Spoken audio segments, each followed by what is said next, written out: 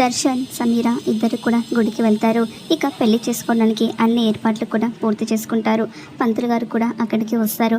అనన్య ఆనంద తాగే పాలలో మత్తుమందు కలిపి ఆనంద నిద్రపోగానే అన్నీ కూడా గుడికి వస్తుంది. ఇక పంతులు గారు పెళ్లి తంతు జరిపిస్తూ ఉంటారు. దర్శన్, సమీర పీటల మీద కూర్చుంటారు. ఇద్దరు కూడా ఇక పూజ చేస్తూ ఒకరినొకరు చూసుకుంటూ చాలా సంతోషపడిపోతూ ఉంటారు.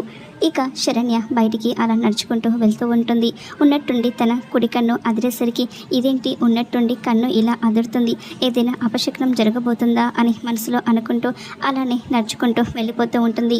పంతులు గారు ఇక జీలకర్ర బెల్లం పెట్టుకోండి అని దర్శన్ సమీరకు చెప్తూ ఉంటాడు.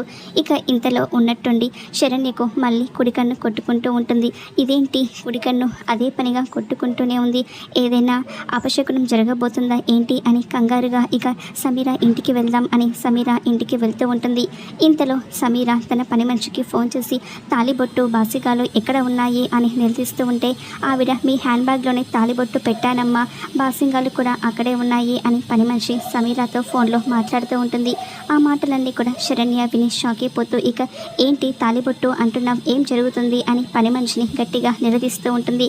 ఇక వెంటనే పని మనిషి భయపడిపోయి సమీరా మేడం దర్శన్ సార్ని ఈరోజు శివాలయంలో పెళ్లి చేసుకుంటుంది అని అంతా కూడా నిజం చెప్పేస్తూ ఉంటుంది. అది వినగానే శరణ్య షాక్ అయిపోతూ ఎలాగైనా సరే పెళ్లిని ఆపాలి అని హడావుడిగా ఇక ఆటోలో గుడికి బయలుదేరుతూ ఉంటుంది. ఇక దర్శన్, సమీర ఇద్దరు కూడా జీలకర్ర బెల్లం పెట్టుకోవడానికి సిద్ధమవుతూ ఉంటారు. మరి శరణ్య ఈ పెళ్లిని ఆపుతుందా, ఏం జరుగుతుందో చూద్దాం.